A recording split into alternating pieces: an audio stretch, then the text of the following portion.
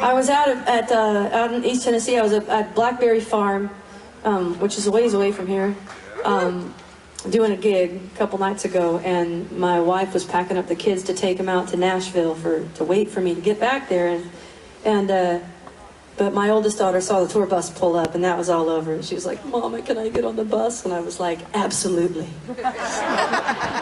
And my wife was horrified.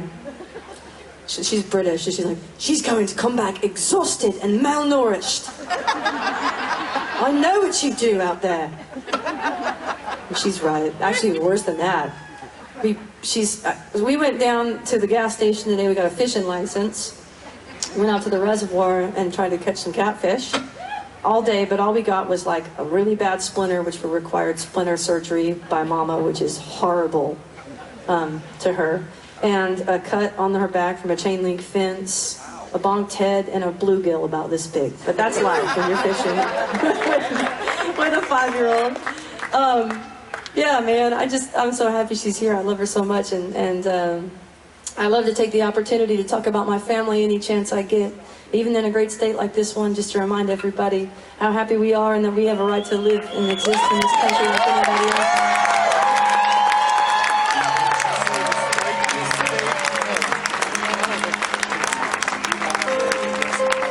But when my oldest daughter was born, it threw me for an absolute loop, and I wasn't prepared for it. And I mean, clearly it was planned. We've covered that was planned. She was supposed to get here when she did. But I didn't know how I would feel. I thought, so many of my friends had told me, it was like the moms and dads. I only have like straight friends with kids, and they'd come over to my house. And I could tell they'd have like a pre-game conversation in the car before they get there. And my wife is pregnant with both girls, and she's pregnant with Evangeline, and the husband and wife, they would come to the door, and I could tell that they'd gone, "All right, honey, you talk to the pregnant one, and I'm going to give the other one the dad stories." So with a grateful heart, I received the dad stories, and as amazing as I found them, they didn't really apply to me. I think when the baby was born, and I was struck with this feeling that I wasn't maybe worthy of being Evangeline's mother. And only when I started being honest about that to all kinds of parents, to moms and dads, to all around, did I realize that a lot of folks feel like that when their kids are born. And it took me a couple of months, but I earned my love for Evangeline, and then eventually overtook me, and I wrote this song about how complicated I found that process. And it helps me be honest about this shit on stage. So I'm a glutton for punishment. And if I had known all this before, I wouldn't have Googled sociopath from the delivery room. This song's about my little Evangeline, but you can borrow it and make it about your Evangeline, no matter who you are or what you got going on in your life.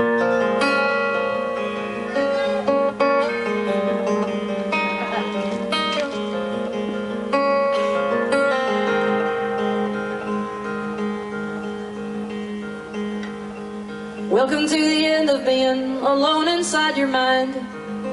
You're tethered to another, and you worried all the time. You always knew the melody, but you never heard it rhyme. She's fair and she is quiet, Lord. She doesn't look like me. She made me love the morning. She's a holiday at sea. And the New York streets are as busy as they always used to be. But I am the mother of Evangeline.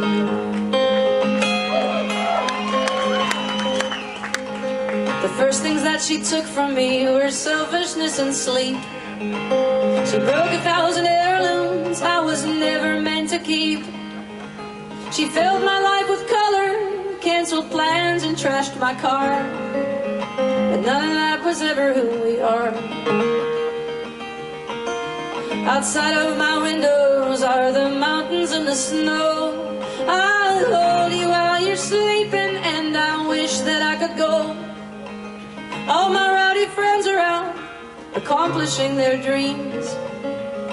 But I am the mother of Evangeline.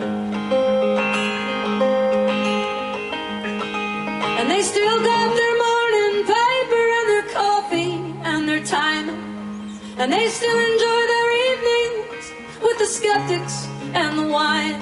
Oh, but all the wonders I have seen I will see a second time,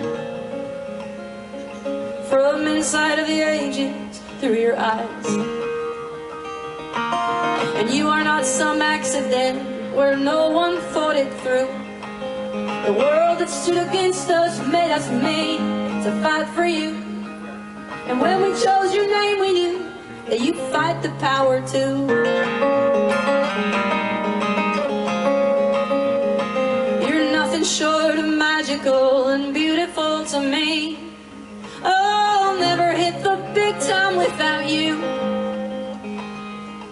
So they can keep their treasure and their ties to the machine.